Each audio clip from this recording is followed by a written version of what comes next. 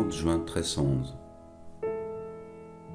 Sur le sol froid de la chapelle, mes genoux portaient ce matin mon âme lourde des songes de la nuit passée. Moins peut-être pour expier que pour oublier, j'aurais aimé ici souffrir plus encore du souffle glacé de la pierre gelée. L'épreuve est redoutable, Esther m'est revenue.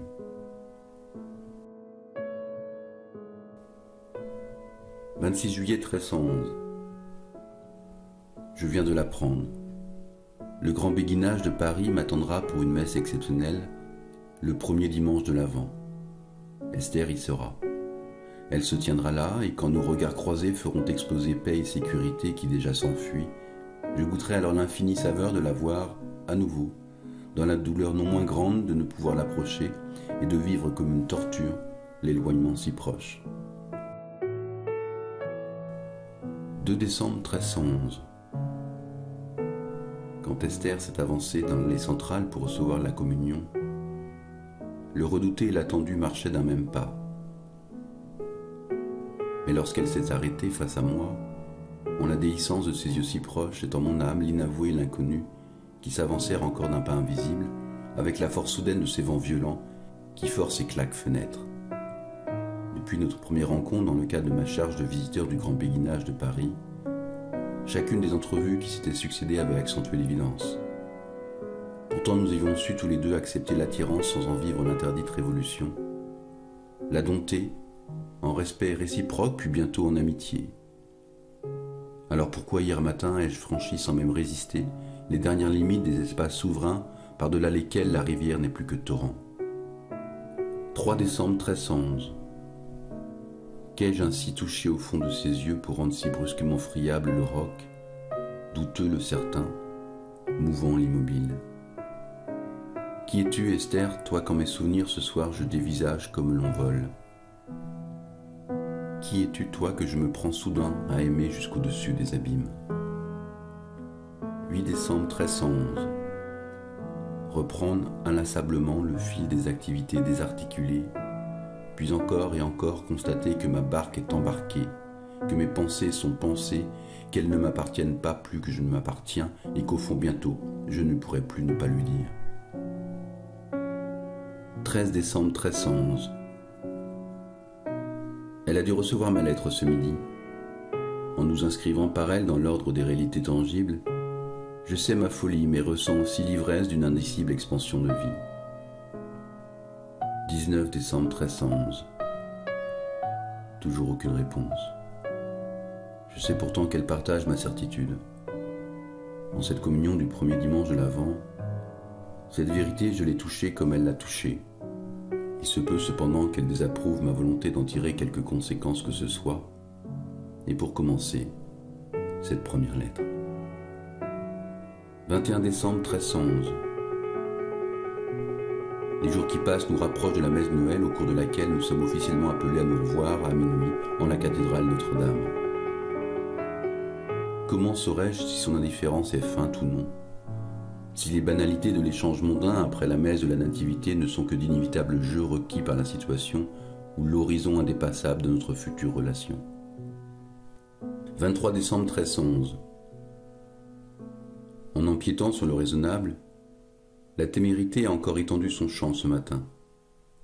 Je ne pouvais plus attendre. Dès la fin des Laudes, j'ai franchi à pied de la rue Saint-Jacques à la rue des Fauconniers l'insupportable silence.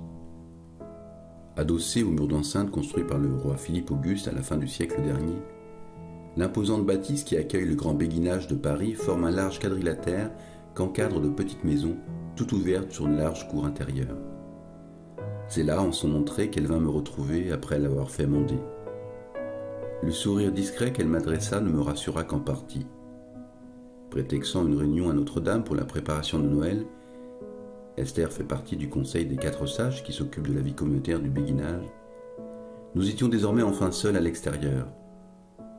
En échangeant ces mots badins qui introduisent ceux qui le sont moins, elle s'arrêta soudain, glissa en ma main une lettre et déclara d'une voix blanche que désormais, il faudra ne plus chercher à la revoir. Jean, mes sœurs apprécient tes sermons. Chacun d'eux est écouté, noté et recopié. Peut-être ne soupçonnes-tu pas cette notoriété dont tu disposes auprès des amis de Dieu, assoiffés de lui, mais fatigués de ceux qui en parlent si mal. Ta voix est cette voix, pas une autre. Moi, je te connais par la grâce et la fulguration d'une rencontre d'âme à âme qui attendait son heure dès notre premier échange. Maintenant, ni mes sœurs ni moi ne peuvent accepter de te voir disparaître ainsi que ton enseignement, emportés par la révélation publique et scandaleuse du plein amour que nos êtres appellent. Par ailleurs, l'enquête que celle-ci suscitera ne manquera pas de mettre à jour un secret me concernant. Je ne suis pas, en effet, seulement la femme de mon titre. J'appartiens aussi à la confrérie des sœurs et des frères du libre esprit, et je ne doute pas que tu en connaisses la dimension très hétérodoxe.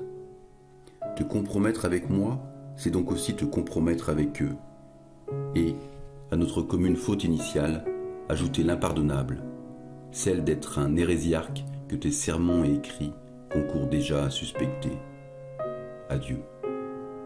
25 décembre 1311. Esther. Sa vie s'écoule en cette grâce et tu me proposes d'y renoncer? Je comprends la dimension obligée de ta réponse, ta volonté sincère de nous protéger. Mais l'amour que j'éprouve n'est ni réductible au simple désir, ni réductible à la beauté abstraite de l'amour oblatif. C'est un tout que dessine la possibilité, à nous offerte, de vivre en l'amour sa vie et sa liberté. 26 décembre 1311. Jean. J'ai bien reçu ta lettre que ton fidèle ami Bertrand de Mésanger vient de me transmettre. Il y avait certainement, je te le concède, une part de convenance dans ma première réponse, mais celle-ci n'enlève rien à la vérité des écueils évoqués. Pourtant, je ne te cacherai pas que cette lettre vient troubler mon âme, qui n'attendait peut-être que tes mots pour douter. Mon parcours de vie n'aide que peu, par ailleurs, à me rendre insensible à ta conception de l'amour. Mais n'est-ce pas aussi t'aimer en cette pleine dimension que de te protéger ainsi de nous? 27 décembre 1311. Esther. Dans 15 jours exactement, je dois me rendre en Anjou pour essayer de convaincre l'évêque d'Angers de bien vouloir nous concéder une vieille abbaye abandonnée pour accueillir notre ordre dans sa ville. Crois-tu que nous pourrions à cette occasion nous y retrouver? 4 janvier 1312. Jean. Depuis ta dernière lettre, le geôlier de mon cœur laissait déjà s'épancher en mon âme son attente de toi.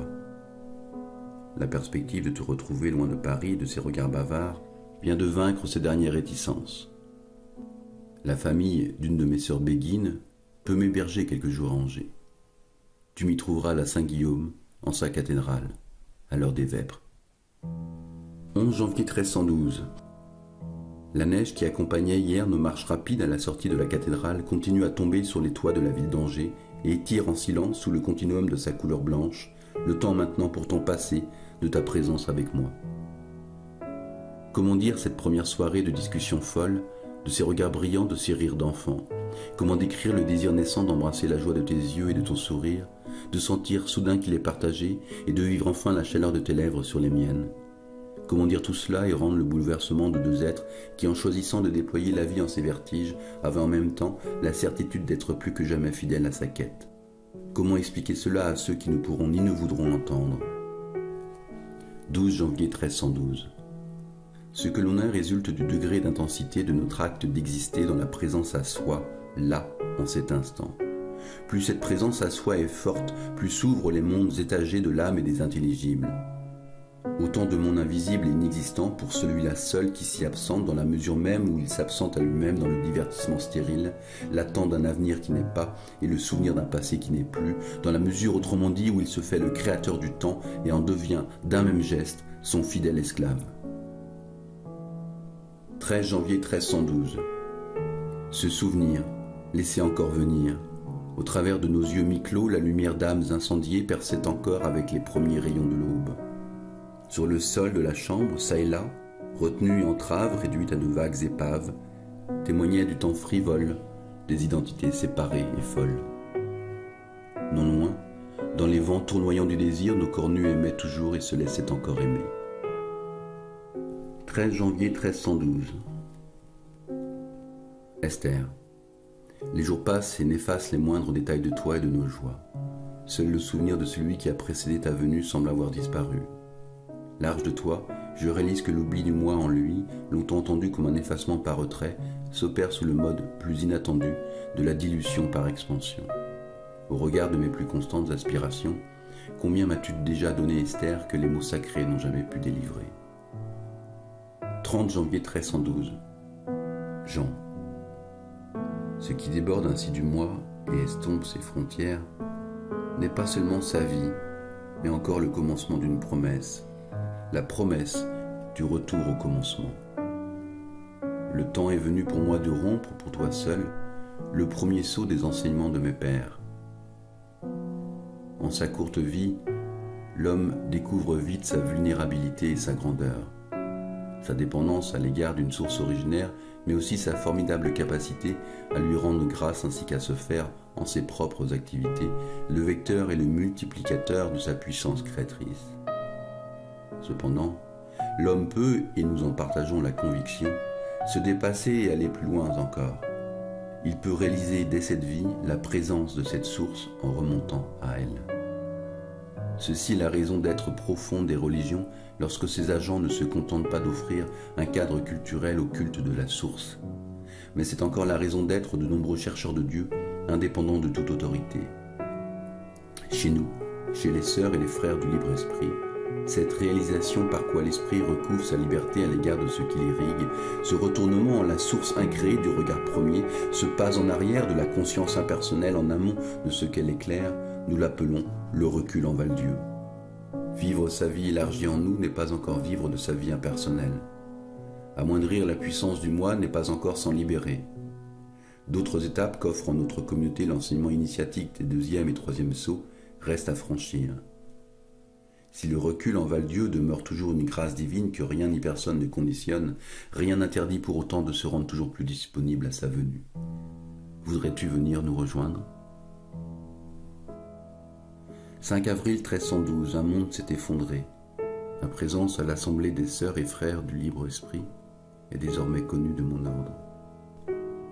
Bertrand me l'a appris ce matin.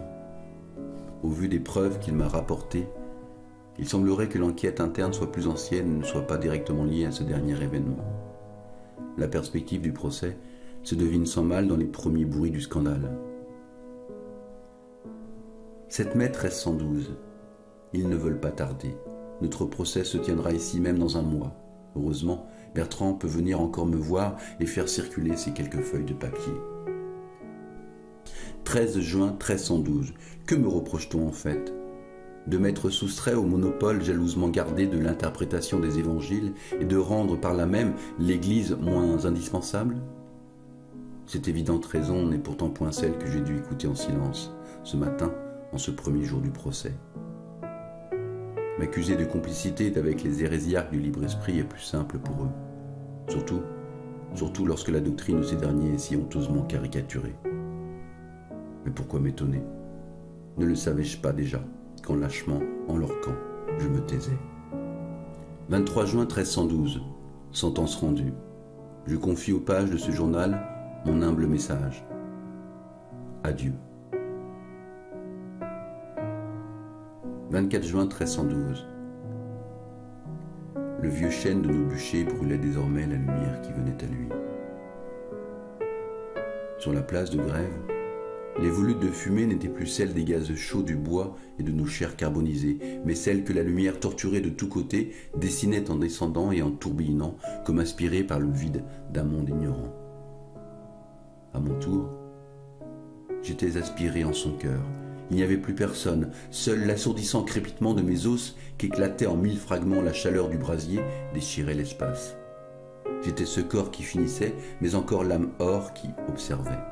J'étais cette mort qui jaillissait, mais aussi la vie des flammes et du feu, celle des âmes et des cieux.